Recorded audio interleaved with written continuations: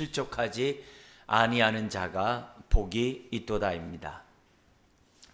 참된 자유를 주시기 위해 오신 예수님은 지금도 오늘 저와 여러분들을 찾아오고 계십니다. 인생의 참된 행복, 사랑의 위로는 주님을 만날 때 경험될 수가 있습니다. 그런데 이런 주님 때문에도 사람이 실족하는 일이 생긴다고 한다면 어떻게 되겠습니까? 독생자까지도 아낌없이 주시는 그 선한 목자이신 하나님 때문에 사람들이 실족하는 일이 생긴다고 한다면 어찌된 일입니까? 오늘 주님은 저와 여러분들이 다른 사람을 실족시키지 말아야 한다는 그 말씀만 하시는 것이 아니라 우리가 예수님 때문에 실족하는 일이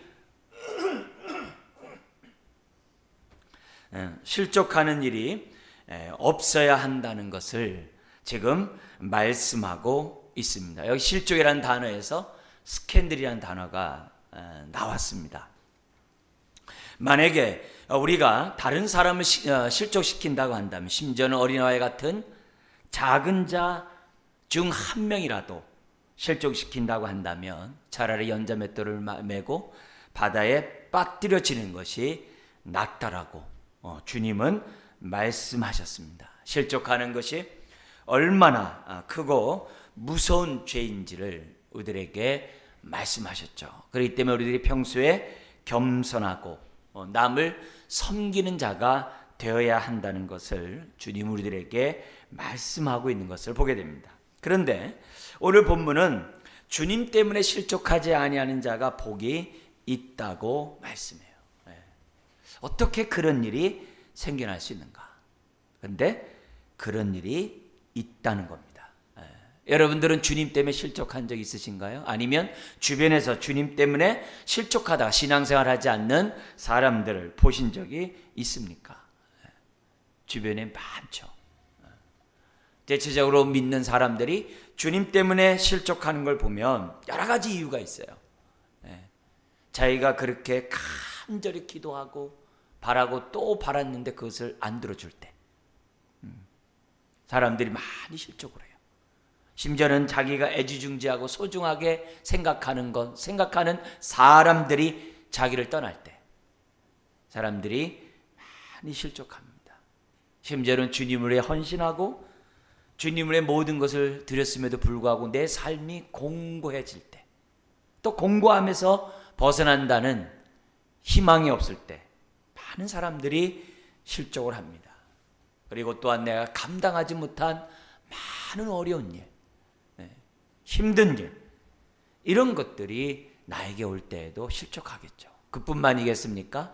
주님 믿는 것 때문에 많은 두려움을 겪게 될 때 사람들은 이제 실족합니다. 그러나 성경에 주님께 대한 이 실족하는 그 이유는 대부분 두 가지예요. 하나는 뭐냐면 우리가 미성숙하기 때문에, 그리고 또 하나는 주님의 뜻을 잘 모르기 때문에, 분별하지 못하기 때문에 우리가 실족하는 것을 보게 됩니다. 성경에 보면은 많은 부분에 사람들이 실족하고 있었다는 것을 우리들에게 이제 가르쳐 줍니다. 그러니까 창세부터 계시록까지 너무나도 많은 부분에 하나님의 백성들이, 신약에서도 하나님의 정말 주님을 믿는 자녀들이 많이 실족했다는 것을 성경에 기록하고 있죠. 가장 우리 대표적인 것을 보면 히브리서 같은 거, 주님의 재림이 지연되고 산업을 빼앗기고 환난과 핍박이 지속되고 여러 가지 정말 죽음 앞에 어려움에 처하게 될 때 사람들의 마음이 흔들렸어요. 그뿐만이 아니라 예수 그리스도의 대속의 죽음에 대한 올바른 이해를 그들이 갖지 않다 보니까 다시 그들이 옛 종교인 유대교로 돌아가려고 하고 있어요. 그래서 파선하는 그들의 믿음을 붙잡아주고 정말 예수 그리스도 한 분만이 우리의 대속의 은혜 중보자라는 사실을 설명하기 위해서 히브리서가 써졌던 것을 보면 상당히 많은 사람들이 예수님 때문에 실족하는 것을 보게 돼요. 그러니까 히브리서 두 가지죠. 그들이 미성숙하기 때문에, 그리고 또 하나는 주님에 대한 오해 때문에 그들은 예수를 갖다 예수님 때문에 실족하는 그런 지경에 빠졌던 것을 보게 됩니다. 바울과 함께 2차 전도 때 예수 믿고 합류했다가 3차 전도 마치고 심지어는 예루살렘까지 구제비를 가지고 올라가고 가이사랴에서 2년 동안 재판을 기다릴 때도 함께 있었고, 로마에 압송돼 가지고 2년 동안 황제의 재판을 기다리는 동안에도 함께 있었던 데마가 있습니다. 데마, 데살로니가 사람 데마가 있는데, 이 데마가 바울이 2차 로마 감옥에 갇혀서 순교를 합니다. 그때 실족해 가지고 세상으로 떠났다라고 디모데후서에 기록되어 있는 것을 보게 됩니다. 그래서 세상을 사랑하여 나를 버리고 데살로니가로 갔고, 그러니까 데마 같은 경우에는 주님 때문에 실족하는 거죠. 그렇게 위대한 사도가 그렇게 복음을 위해서 사는데 그 결국은 목배임을 당하는 건가? 거기에 데마가 실족할 수밖에 없는, 그리고 세상을 사랑했기 때문에 실족했다는 것을 보면 미성숙한 모습도 보죠. 일시적인 실족도 성경에 많이 나오죠. 1차 선교여행 때 바울과 바나바와 동행했던 마가라는 사람도 있죠. 그 마가라는 사람도 선교여행 가다가 너무나도 힘드니까, 너무나도 고난 속에서 이 선교여행을 하는 것이 너무 힘드니까 중도에 포기해버리죠. 그러다 2차 선교여행을 갔을 때 바나바와 바울이 다투게 된 원인이 마가입니다. 바울은 데려가지 말자, 바나바는 데려가자. 그런 마가, 그렇지만은 마지막 디모데후서 바울의 유언장인, 정말 이제 목뱀을 곧 당하게 되는 그런 가운데 편지를 하나 써놨는데, 그게 디모데후서죠. 거기에 보면은 마가를 데려오라, 오직 그는 나의 일에 유익하니라 하면서 디모데에게 마가를 같이, 내가 마가 얼굴을 보고 싶다고 이렇게 하는 편지가 나오는 걸 보면, 한때 마가도 일시적으로 실족했지만 그 바나바라는 사람 때문에 하나님의 위대한 지도자가 되고, 알렉산드리아라고 써요. 이집트의 알렉산드리아에, 거기 뭐냐면 이제 목회자로서 그의 삶을 들이다가 이제 이 주님께로 간 사람으로 등장하고 있습니다. 오늘 본문에 보면 세례 요한이 등장하는데 그도 역시 잠시나마 실족했던 것을 볼 수 있습니다. 세례 요한이 누구예요? 예수님을 향하여 누구보다도 잘 알고 있는 세례 요한이에요. 예수님을 향하여 보라, 세상 죄를 짊어지고 가는 하나님의 어린 양이라고 말했던 사람이고, 그리고 예수님이 세례를 줄 때 성령이 내리는 것을 보면 하나님의 아들인 것을 알라라고 음성까지 듣고, 그래서 예수님 앞에 엎드려서 내가 세례를 받아야 되는데 왜 당신이 나에게 세례를 받아야 하느냐, 그런 얘기예요. 심지어는 나는 예수 그리스도의 신발끈 하나조차도 풀기에 감당치 못하는 사람이라고 말했던 사람이 세례 요한이에요. 그 누구보다도 예수님에 대해서 잘 알고 있었던 세례 요한이에요. 근데 이런 세례 요한에게도 예수님에 대해서, 예수님 때문에 실족할 뻔하는 그런 일이 발생했다는 겁니다. 18절 우리 한번 다 같이 읽겠습니다. 요한의 제자들이 이 모든 일을 그에게 알리니. 지금 세례 요한은 헤롯 안디바가 부도덕한 짓을 행한 것에 대해서 비판을 하죠. 왜냐하면 자기 이복 동생의 부인을 갖다가 자기 본처를 버리고 부인으로 맞아들입니다. 그러니까 그런 이 부도덕함의 모습에 대해서 세례 요한이 하나님의 의로, 왜 독세이 자식들아 하면서 막 회개하지 않는 자들에 대해서 막 그냥 정죄하고 뭐랄까요? 비판하고 빨리 회개의 세례를 받으라 이렇게 하셨던 세례 요한이었기 때문에 그런 헤롯 안디바의 만행에 대해서, 부도덕함에 대해서 가만히 두고 볼 수가 없는 거죠. 그러니까 그 당시에 왕을, 오늘날 이제 대통령보다 더 저하겠죠. 왕을 갖다가 비판하는 겁니다. 헤로디아를 부인으로 맞이한 것에 대해서 이제 비판하게 돼요. 그러자 이 헤롯 안디바, 헤롯 대왕이 아닙니다. 헤롯 안디바가 뭐냐면은 감옥에 가둬요.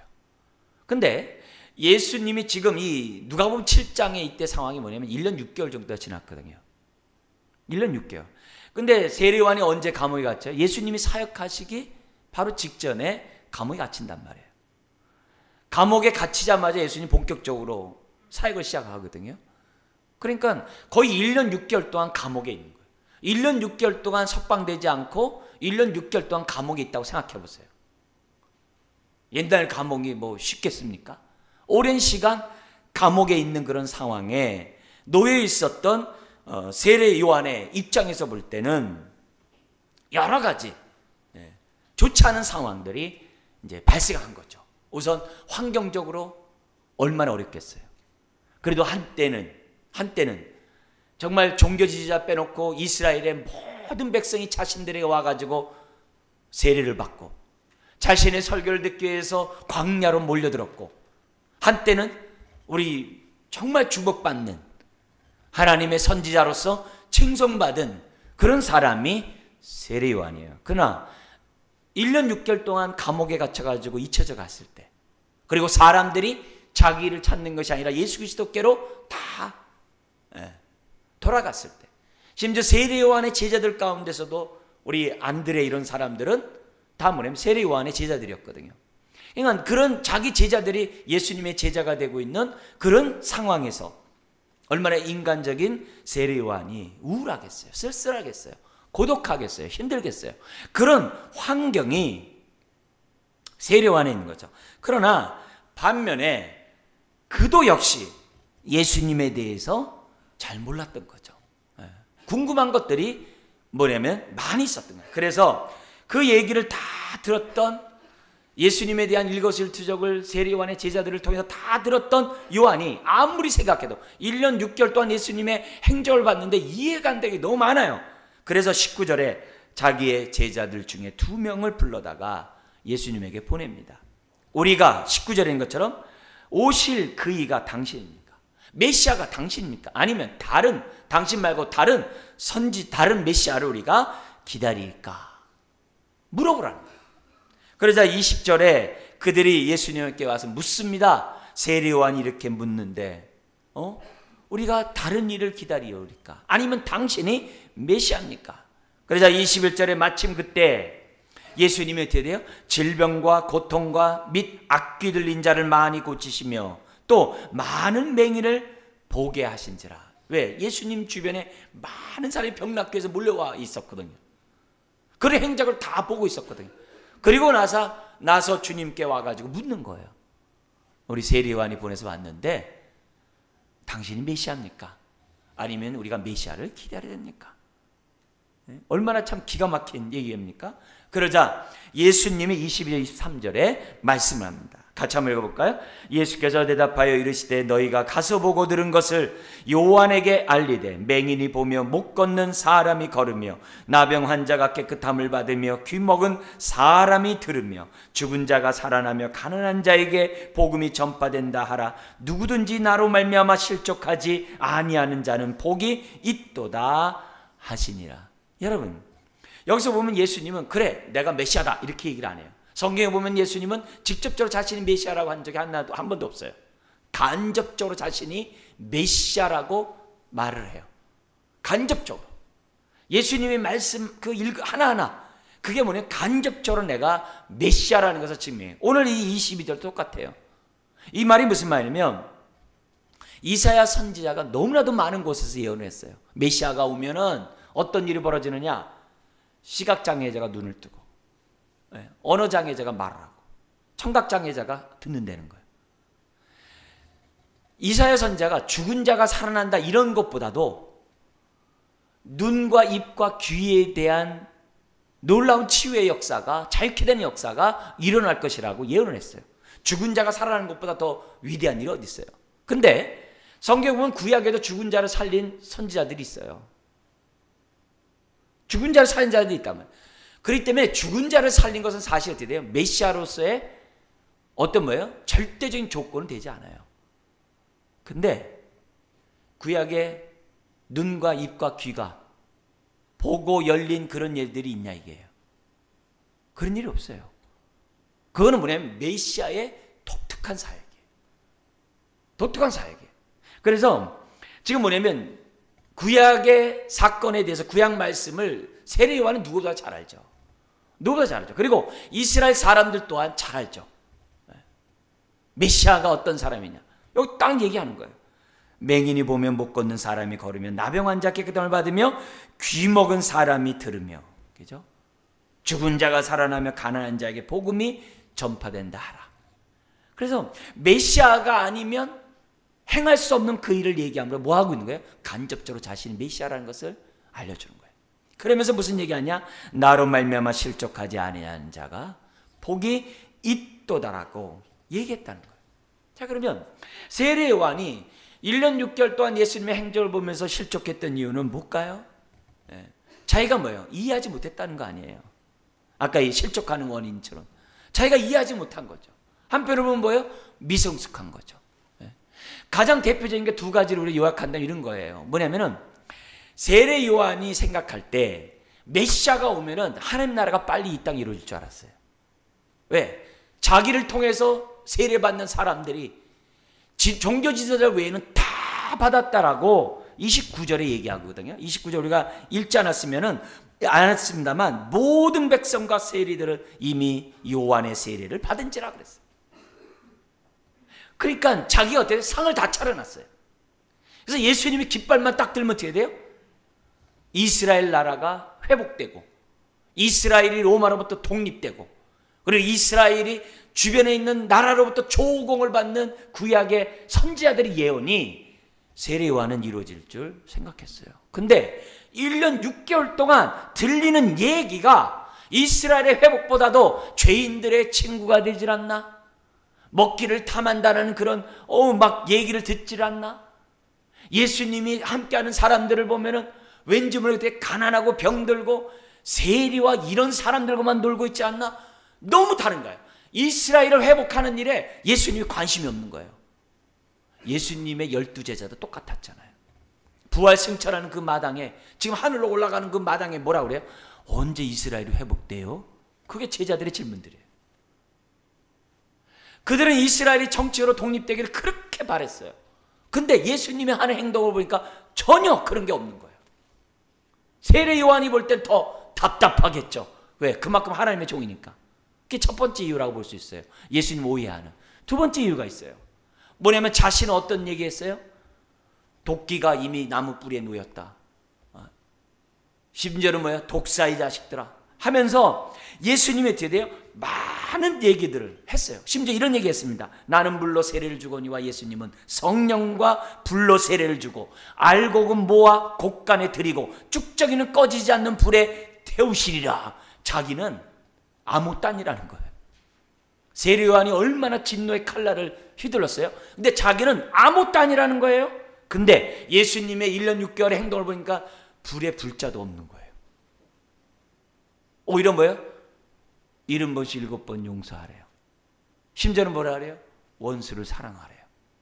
예수님이 행하는 그 모든 것들이 어떻게 돼요?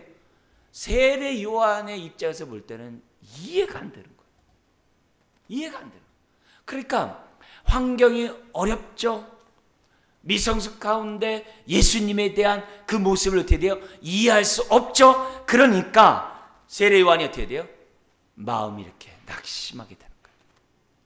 마음에 실족함이 생겨나는 거예요. 우리도 그러잖아요. 우리도 신앙생활 하다 보면 내 삶이 막 힘들 때, 일이 잘 안 될 때, 너무 공고할 때, 그런 환경 속에서 우리는 어떻게 하기 쉬워요?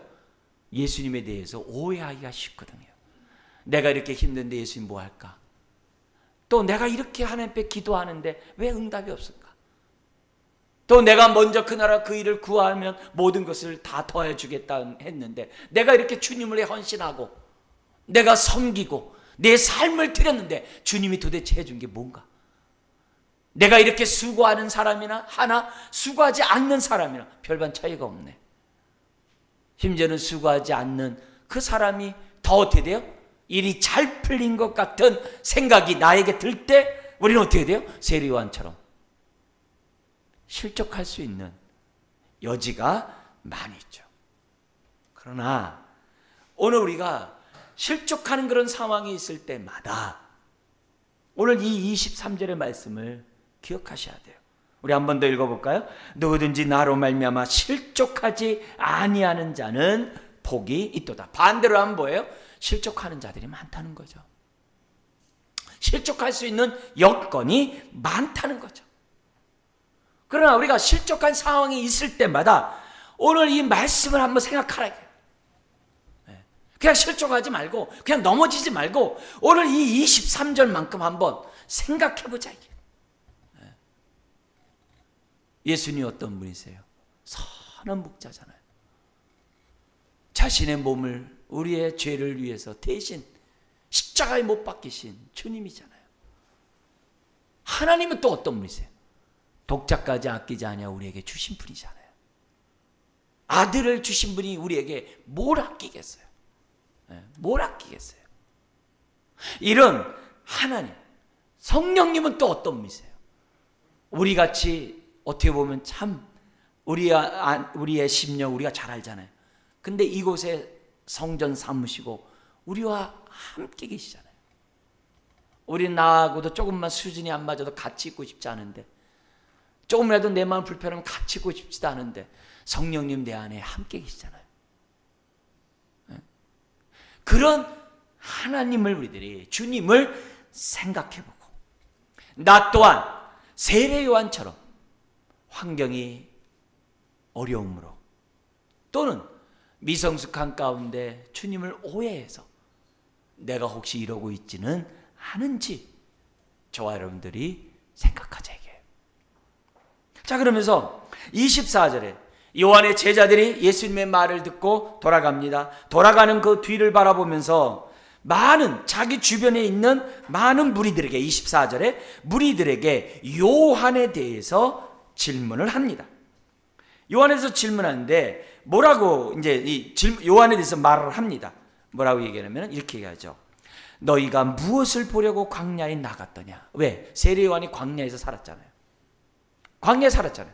그러면서 그 사람들에게 얘기합니다. 너희가 무엇을 보려고 광야 나갔느냐? 이 말은 무슨 말이에요?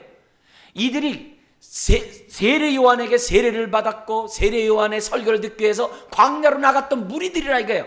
옛날에는 세례 요한을 쫓았던 사람들이라 이거예요. 근데 지금은 뭐예요? 예수님을 쫓고 있는 거예요. 그런 자들에게 묻는 거예요. 너희가 무엇을 보려고 광야에 나갔더냐? 이들은 세례 요한의 제자들이 한 말을 다 듣고 있었어요. 그리고 들으면서 이상하게 생각했을 거예요. 세례 요한이 예수님을 오해를 해? 아니, 세례 요한이 예수님에 대해서 이렇게 생각해? 그런 모습이 어떻게 돼요?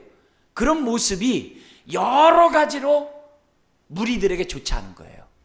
여러 가지로. 아니, 하나님의 선지자인 세례 요한이 예수님에 대해서 오해를 해? 그럼 백성들, 연약한 사람들 어떻게 돼요? 혹시 예수님 가짜 아니야? 그렇게 여길 수 있는 상황이에요. 그렇게 연약한 사람. 그러나 또 반대로도 생각할 수 있어요. 아니, 세례 요한이 알고 봤더니 형편없네.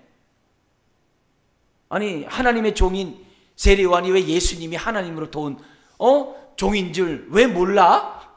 혹시 세례 요한이 준 세례 그 가짜 아니야? 세례 요한이 설교했던 그 설교 그거 뭔가 잘못된 거 아니야? 이렇게 생각할 수도 있단 말이에요. 양쪽으로 여러 가지 사람들이 뭐 할 수 있는 거예요?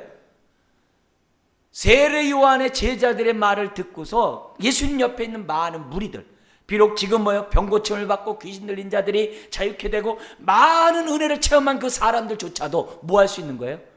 실족할 수 있는 여지가 그 사람들 가운데 있었다는 거예요. 이걸 아신 주님이 지금 이 문제를 해결해야 되잖아요. 빨리 이 문제를 수습해야 하잖아요. 그래서 묻는 거예요.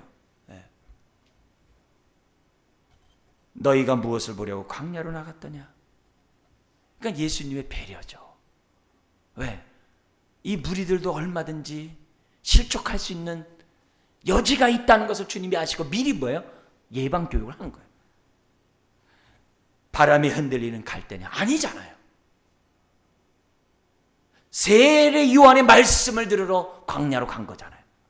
그리고 또 두 번째 얘기합니다.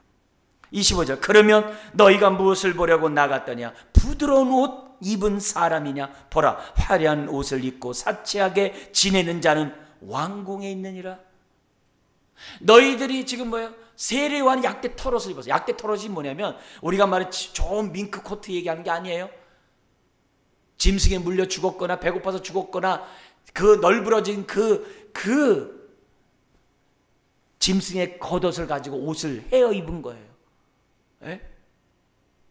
짐승의 물을 뜯기고 하여튼 그 옷을 입은 옷이에요. 에? 즉 그의 외모를 보러 나간 게 아니잖냐 이게. 그때 겉의 모습에 그런 걸 보고 너희들이 간 게 아니라 그 마음 중심에 하나님을 향한 그 열정과 하나님의 마음을 사람들에게 전해주고자 하는 그 마음을 너희들이 보려고 광야에 나간 것이 아니냐. 그러면서 26절에 또 얘기합니다. 그러면 너희가 무엇을 보려고 나갔더냐? 선지자냐? 맞다. 내가 너희에게 이르노니 선지자보다도 훌륭한 자니라. 그러면 27절 보라, 기록된 바 보라, 내가 내 사자를 내 앞에 보내노니 그가 내 앞에서 내 길을 준비하리라. 이사야 선지자가 예언했는데 바로 이 사람을 말한 것이고, 말라기 선지자가 얘기한 그것이 그 사람이 바로 이 사람이다. 그러면서 28절 같이 한번 읽어볼까요? 내가 너에게 말하노니 여자가 낳은 자 중에 요한보다 큰 자가 없도다. 그러나 하나님의 나라에서는 극히 작은 자라도 그보다 크니라 하시니. 그러니까 예수님 주변에 있는 많은 사람, 믿음이 약한 사람은 예수님을 오해할 수도 있고, 그래도 한때는 뭐예요? 세례 요한에게서 정말 은혜를 받았던 많은 사람들이 아니 세례 요한 저거 뭔가 좀 잘못된 거 아니야? 라고 생각하는 모든 사람들에 대해서 이상하게 생각하지 말라는 거예요. 오히려 지금 뭐 하는 거예요? 세례 요한을 인정하고 높여줘요. 이게 굉장히 중요하죠. 세례 요한을 인정하고 높여줘요. 그래야지만이 그 예수님 주변에 있는 많은 무리들, 그런 사람들이 뭐 할 수 있어요? 안심할 수 있겠죠. 중요한 얘기예요. 여러분, 이거는 예수님이 미리 예방 교육한 거지만 예수님의 이런 태도를 우리가 배워야 돼요. 여러분, 고린도 교회에 많은 사람이 낙심하게 됩니다. 서로 바울파, 게바파, 아블로파, 예수파하고 서로 싸웁니다. 그 교회가 그래서 막 시험에 들고 있습니다. 이 문제를 사도 바울이 어떻게 해결해요? 특히 바울과 아블로가 막 그 파당들이 막 싸우고 있어요. 뭐라고 그래요? 나는 심었고 아블로는 물 주었을 때 하면서 아블로를 인정하고 높여요. 예수님처럼. 그러나 오직 자라나게 하시는 분 누구라고요? 하나님이시나 하면서 하나님을 높여요. 그게 문제를 해결하는 방법이에요. 그러니까 오늘 우리 교회에서도 마찬가지죠. 여러분, 교회에 많은 우리 교육자들이 왔다가 또 이제 다른 교회로 또 이렇게 섬기도 가요. 여러분, 어느 교육자 한 사람이라도 하나님의 선한 손길이 없는 사람이 없어요. 그걸 여러분들이 아셔야 돼요. 그래서 그 교육자를 통해서 여러분들이 하나님의 말씀에 은혜를 받고자 해야 되고, 하나님의 선한 손길 가운데 몸된 교회를 세우라고 하나님 보내셨기 때문에 기본적인 마음이 어떻게 돼요? 항상 마음을 열고, 항상 그 입에서 나오는 하나님의 말씀을 듣고, 그랬을 때 어떻게 돼요? 누구는 심었고 누구는 물 주었고 누구는 또 심었고 누구는 물 주었고, 그런 일이 교회 안에서 반복적으로 이루어지면서, 그러나 교회를 자라가게 하시는 분은 누구요? 하나님이시니라. 그래서 물 주는 자나 심는 자나 다 어떻게 돼요? 하나님의 정말 말씀만을 심을 수 있도록 해야 하는 거죠. 말씀만이 전달될 수 있도록 하는 거죠. 교육자만이겠습니까? 성도도 마찬가지죠. 성도 한 사람 한 사람 가운데 하나님의 선한 손길이 없는 사람이 어디 있어요? 몸된 교회를 세우는데 하나님의 선한 손길이 없는 사람이 어디 있겠어요? 교인 한 사람 한 사람에 하나님의 선한 손길이 있는 것을 여러분 깨달으셔야 됩니다. 그럴 때 어떻게 돼요? 상대방을 인정하고 존중하게 되어 있어요. 어떤 사람 하나라도 뭐예요? 자기 스스로 다 할 수 있는 사람 없어요. 누가 심으면 누가 물 줘야 되고, 누가 돌봐야 줘야 되고, 그러면서 어떻게 돼요? 합력하여 그리스도의 몸을 세우는 것이 교회예요. 그런 의미에서 우리들은 뭐냐면 모든 사람 한 사람 한 사람에게 하나님의 선한 손길이 있다는 사실을 잊어서는 안 돼요. 예수님이 이걸 보여준 거예요. 세례요한, 지금 그가 나를 때문에 의심하고 나 때문에 지금 실족하는 상황에 있다고 해서 그가 잘못됐느냐? 그가 전한 설교나 그가 베푼 세례가 잘못된 줄 아냐? 그렇지 않다 이게. 그렇지 않다 이게. 오히려 여기 나와 있는 것처럼 29절에 있는 것처럼 하나님의 의를 이루는 다 도구요 사람이었다는 것을 보여줍니다. 그러면서 무슨 얘기냐면 31절 이하에서 36절까지 뭐라고 나오냐면은 세례 요한을 인정하는 말을 계속 이어져 갑니다. 참 놀라운 거죠. 뭐라고 얘기하냐면 30절에 보면은 바리새인과 율법교사 같은 종교 지도자들은 세례를 받지 않았어요. 왜? 자신들 의롭다 생각했거든요. 근데 세례 요한은 자신을 향해서 독사의 자식들이라 했거든요. 그래서 기분 나빠요. 자존심 상해요. 그래서 세례를 다 안 받았어요. 집단적으로. 근데 모든 백성과 세례들은 다 받았다라고 성경은 얘기를 해요. 그래서 이런 모습 속에서 세례 요한의 인정을 어떻게 해줬냐면 이렇게 얘기합니다. 여기 보면은 바리새인과 율법교사들이 세례 요한을 자꾸 비판해요. 세례를 안 받으니까 비판할 거 아니에요? 그리고 심지어는 예수님에 대해서 비판해요. 그 비판 내용이 33절 34절에 나와요. 같이 한번 읽어볼까요?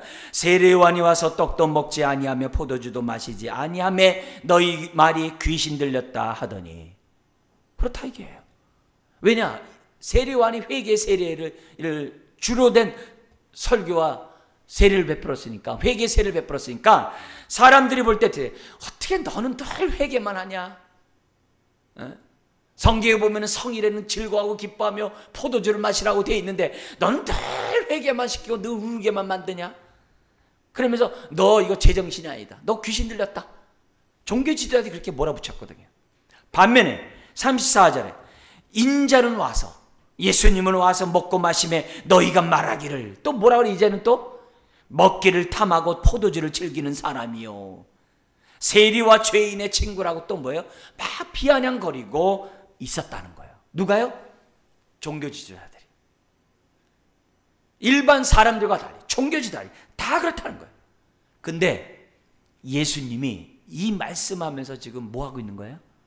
어느 순간에 세례요한과 예수님이 한 팀이에요.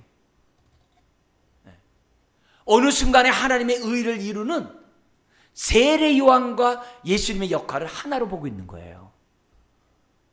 그만큼 예수님은 어떻게 돼요? 세례요한을 인정해주고, 그리고 예수님 옆에 있는 많은 무리들로 하여금 세례요한을 존중해 줄 것을 지금 예수님은 말씀하고 있다는 거죠. 이런 의미에서 우리가 볼 때 이 예수님부터 칭찬을 듣는 세례요한을 볼 때 우리가 얼마나 도전이 됩니까? 다른 말로 하면 우리가 얼마나 믿고 본받아야 될 사람입니까? 우리는 세례요한처럼 재림을 준비하는 저와 여러분들이에요. 저와 여러분들 가운데 어느 누구도 세례요한과 같은 사역을 하지 말아야 될 사람은 하나도 없어요. 저나 여러분 모두는 다시 오실 재림의 주님을 기다리는 오늘날의 세례요한이에요. 그게 성탄절의 의미예요. 성탄절을 지키면서 다시 오실 주님을 바라보는 것이 성탄절의 의미예요. 그런 의미에서 오늘 저와 여러분들이 재림을 기다리는 신앙의 삶은 어떨까? 그게 세례요한이 롤모델이에요. 롤모델이에요. 저와 여러분들이 세례요한의 삶을 연구하고 세례요한의 삶을 배우고 세례요한의 삶처럼 살고자 저나 여러분 모두가 해야 한다는 것을 주님은 오늘 이 말씀을 통해 다시 한번 우리들에게 상기시키고 있습니다. 여러분, 우리 실제로 돌아와서 세례요한과 같은 사람도 주님 때문에 실족하는 일이 벌어져요. 그럴 수 있다는 거예요. 그렇다면 오늘 우리들의 모습 속에서 실족하는 일들이 생겨날 때마다 어떻게 하는가? 다시금 23절의 말씀처럼 실족하지 않는 자가 복이 있다는 이 말씀을 붙잡으시기 바랍니다. 여러분, 우리 하나님은 절대 우리를 시험하는 분이 아니라 그랬어요. 우리 하나님 우리를 시험하지 않는다 그랬어요. 마귀가 시험하지, 우리 하나님 우리를 넘어뜨리려고 우리에게 시험하지 않는다 그랬어요. 우리 주님은 선한 목자라고 했어요. 그래서 여러분, 조금이라도 하나님에 대해서 섭섭한 마음이 생기지 않기를, 여러분 정말 다시금 이 시간 이후라 또 시험당하는 일이 없도록 우리는 하나님 앞에 가져야 돼요. 여러분, 우리 하나님은 심지어는 우리가 어떻게 돼요? 고난을 주신 이유도, 어려운 환경을 우리에 허락한 이유도 뭐예요? 시험하려는 것이 아니라 오히려 연단해서 정금같이 태어나오도록 하기 위해서 우리에게 뭐예요? 고난을 허락하신다고 했거든요. 근데 허락하신 데서 고난만 주지 않아요. 항상 하나님의 고난은 뭐가 따라와요? 하나님의 위로가 따라온다고 그랬어요. 위로가 없는 고난은 절대 없습니다. 위로가 없는 고난은 없어요, 우리 인생에. 모든 환난에 모든 위로가 있다고 고린도후서 1장에 얘기하거든요. 그렇기 때문에 감당치 못할 시험을 우리에게 주신 적이 없다고 그래요. 허락한 적이 없다고 그래요. 우리가 이런 것들을 안다고 한다면 신앙생활하다가 실족하는 일들은 다 뭐예요? 미성숙하구나, 우리가 주님을 오해했기 때문에 발생한 일이라는 사실을 잊어야 한대요. 자, 그러면 우리가 이런 실족한 상황이 벌어질 때마다 어떻게 해결해야 되는가? 예수님이 세례 요한에게 했던 그 질문, 세례 요한의 말씀을 가지고 무리들에게 했던 그 질문을 우리에게 좀 적용하면 많은 유익이 되는 줄 믿습니다. 어떤 내용입니까? 우리는 주님께 실족할 때마다 예수님이 세례 요한을 칭찬해 주었던 그 말씀들을 적용하기 원하는데요. 그거는 뭐냐면 앞으로 우리가 실족할 수 있는 상황을 해결할 수 있는 키이기도 돼요. 열쇠이기도 돼요. 첫 번째는 뭐냐면 너희가 무엇을 보려고 광야에 나갔다는 질문에서 얻을 수 있어요. 너희들이 바람에 흔들리는 갈대를 보러 나간 것은 아니지 않냐 이게요.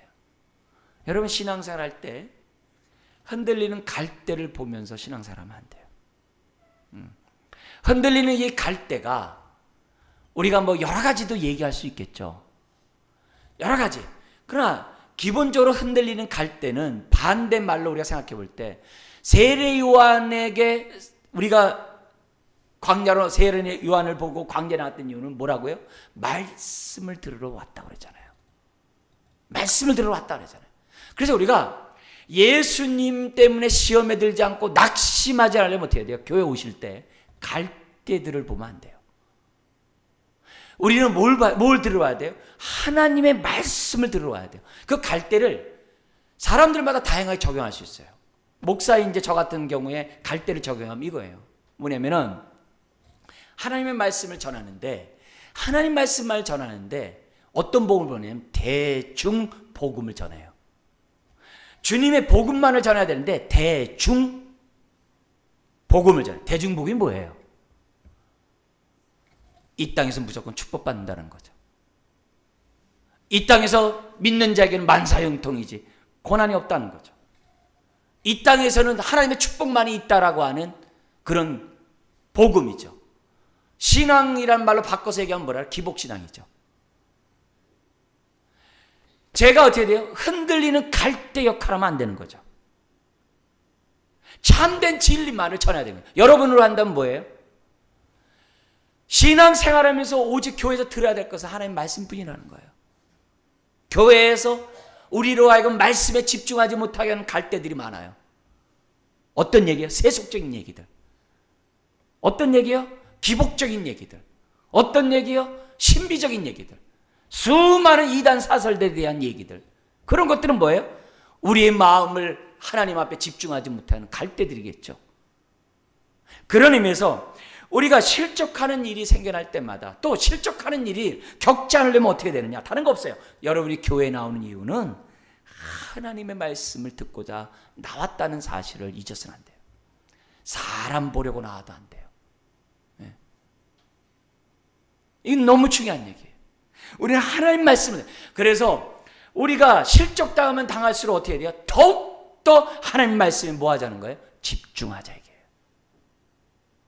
하나님의 말씀을 듣고자 집중하는 자세를 무엇보다도 저와 여러분이 가져야 돼요. 그러면 우리가 실족당하는 일도 없고, 실족당하려는 상황에서 어떻게 돼요? 우리가 실족을 이길 수 있어요. 두 번째 얘기가 있어요. 뭐냐면 25절, 그러면 너희가 무엇을 보려 광야 나갔느냐? 부드러운 옷과 화려한 옷이냐? 사치스럽게 지내는 자는 어디 있다고 그래요? 왕궁에 있다라고 얘기를 해요. 그래서 목사인 저 입장에서 이 말씀을 적용하면 뭐가 있어요?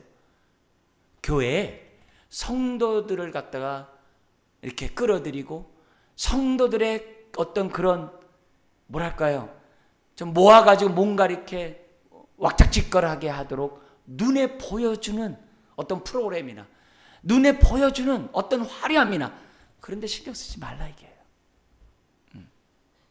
오로지 뭐예요? 목사인 저 입장에서 뭐 해야 돼요?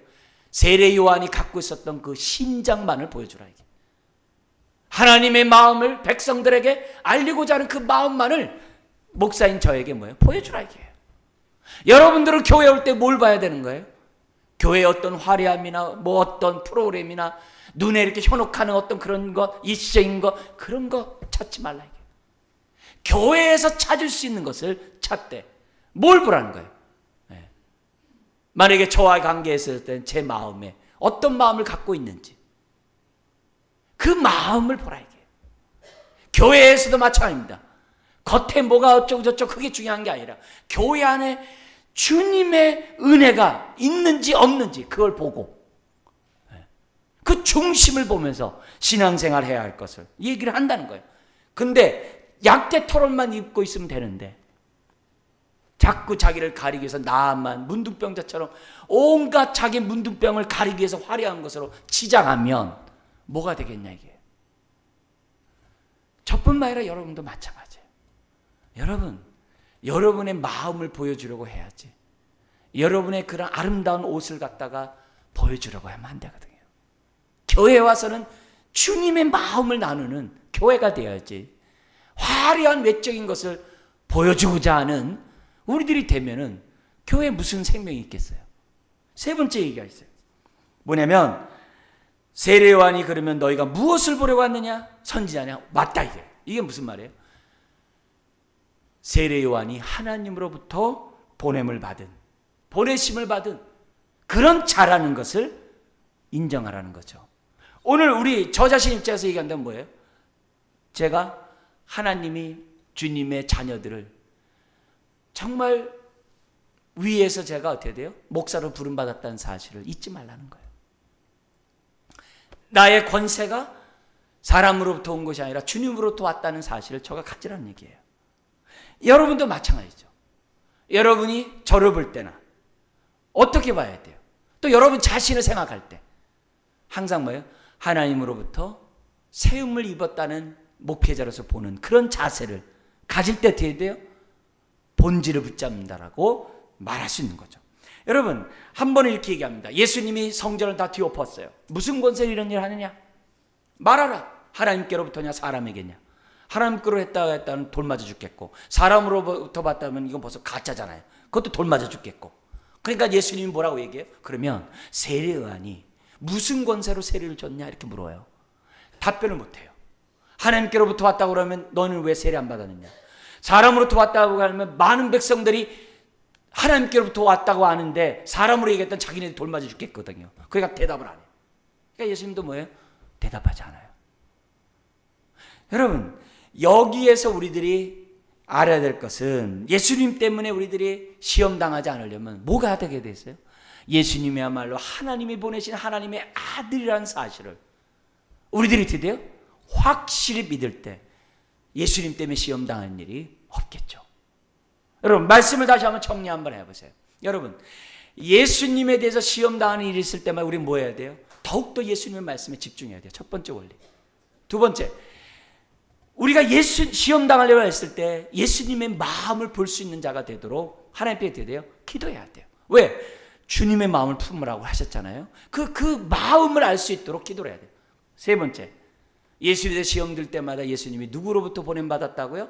하나님께로 보냄을 받은 하나님의 아들 메시아 우리의 주님이라는 사실에 대해서 붙잡으셔야 돼요. 이걸 붙잡지 않으면 히브리 교인들처럼 다 떠내려가요. 다 주님 떠나요. 앞으로 큰 환란이 온다고 하면 어떡하겠어요? 다 떠나요. 그래서 우리가 떠나지 않을 수 있는 이유는 더욱더 주님의 말씀에 집중하고 주님의 마음을 본받고자 하고 주님이 하나님께로부터 보냄을 받은 자라는 사실을 우리가 믿을 때 우리의 신앙이 흔들리지 않죠. 교회 안에서도 마찬가지죠. 목사인 저는 저 나름대로 어떻게 돼요? 하나님 말씀을 전하려고 하고 그리스도의 마음을 전하려고 하고 심지어 어떻게 돼요? 제가 하나님으로부터 세움을 받았다는 사실을 믿고 확신 가운데 목회 사역을 해야 되는 거고 여러분은 어떻게 돼요? 여러분 자신도 마찬가지입니다. 여러분 자신도 다 뭐예요? 하나님으로부터 세움을 받은 자들이에요. 서로에게도 마찬가지예요. 서로에게도 우리가 어떻게 해야 돼요? 뭐 할 수 있어요? 시험 당할 수 있는 여지가 많죠. 그러나 상대방이 시험 당할 때마다 뭘 봐야 돼요? 저 사람이 나에게 이렇게 했기 때문에 시험 당한다 이런 게 아니라 저 사람이 진짜냐, 진짜 신자냐, 가짜 신자냐. 그게 중요한 거예요. 저 사람의 입에서 나오는 것이 정말 참된 말씀을 말하는 참된 성도냐. 심지어는 저 사람 마음에 주님의 마음을 담고자 하는 마음이 있느냐. 또한 저 사람이 나와 동일한 믿음을 갖고 있는 하나님부터 세움을 받은 하나님의 자녀냐. 그 세 가지가 맞다고 한다면 서로에 대해서 우리가 뭐예요? 시험당할 이유가 없다는 거죠. 그래서 오늘 이 말씀 속에서 우리들이 생각해야 하는 것은 저와 여러분들이 예수님에게 시험을 당하고 심지어는 우리가 서로에 대해서 시험을 당하는 이유가 뭐냐? 그럴 수 있다 이게. 다른 게 아니라 우리의 환경이 세리완처럼 어렵고 힘들고 뭔가 일이 안 풀리거나 심지어는 또 뭐예요? 우리가 미성숙함으로 오해를 할 때 상대방에 대해서 돼요? 실족하는 저와 여러분들이 될 수 있다는 거예요. 그래서 오늘 우리 주님은 23절에 우리에게 분명히 얘기합니다. 누구든지 나로 말미암아 실족하지 아니하는 자는 복이 있도다. 여러분 주님께 대해 실족하면 주님에 대한 신뢰가 깨져서 신앙생활 못하죠. 우리 안에 어떻게 돼요? 은혜가 임하지 못하죠. 자유의 삶을 살지 못하죠. 서로에게도 마찬가지예요. 실족하면 어떻게 돼요? 관계가 깨지죠. 교제가 안 이루어지죠. 그리스도 몸이 세워지지 않죠. 그러면 결과적으로 뭐예요? 내가 손해고 우리가 손해죠. 그리고 우리의 주님이 마음 아프겠죠. 사탄이 얼마나 저와 여러분들을 실족하게 하려고 우리를 넘어뜨리게 하려고 얼마나 지금 혈안이겠습니까? 이런 시대에 우리로 하여금 실족지 아니하고 그런 가운데서도 우뚝 서게 하시는 우리 주님이 오늘 우리와 함께함을 우리들은 믿으시고 어떤 상황에서도 실족지 아니한 자가 복이 있다고 하는 이 축복의 말씀이 오늘 저와 여러분들의 말씀이 되시기를 주의 이름으로 축원드립니다. 기도하겠습니다.